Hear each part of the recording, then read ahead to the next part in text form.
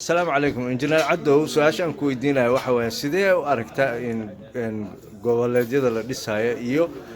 dhaxdooda oo dagaalka ka socdo maxaa se ka dhihi lahayd arrintaas first of all waan salaamayaa Soomaalida meel joogto waan salaamayaa horta marka hore inaan weydiino waaye maamul goboleedyada sidoodaba sax ma ku dhisan yihiin sida loogu talagalay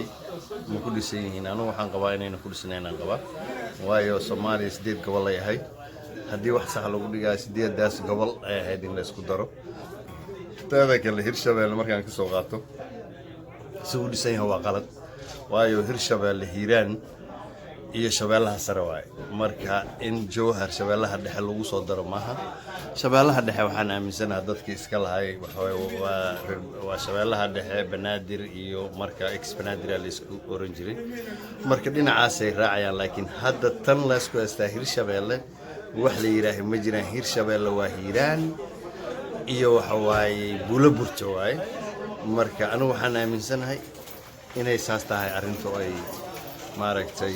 ugaaskii baan aan ku raacayna ugaas Timacade waxa uu noo sheegay inay saxayeen waagaasna in la raacay ahayd ugaas Timacade waana salaamaya ugaaska Xawaadle khayr Allah siiyo tan su-aasha kalena maxaa ka dhihi lahayd galmudug iyo ahlu sunna iyo arrimaha ka dhaxeeyo xaaf والله galmudug sunna iyo xaaf kuwaas arrimo siyaasadeed waayo dawladda iyo dadka meesha degan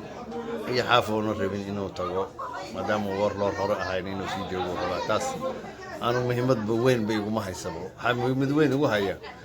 dadkan dega ex Banaadir ee aamusan ee goboladoodii la qaatay ee dadkii la dhahayay Yurub lugeynayo no man's land ka ahay inay dhulkooda raadsadaan inaan Hiiraan iyo ka daba laalaaban meelahaas ex Banaadir leeyna ex Banaadir raadsadaan marka iyadoona taas la dhisin wax cadaalad Soomaaliya kama jiraan waayo aniga Muqdisho aan ku dhashay Muqdisho markaan ku dhashay malihi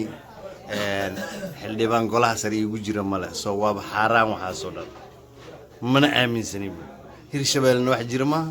dadka reerina aan iska lahayd googundaba dhinacaas ku reey aniga dhinacaan igu fiiri السلام عليكم وعليكم السلام والسلام عليكم Soomaali Maxamed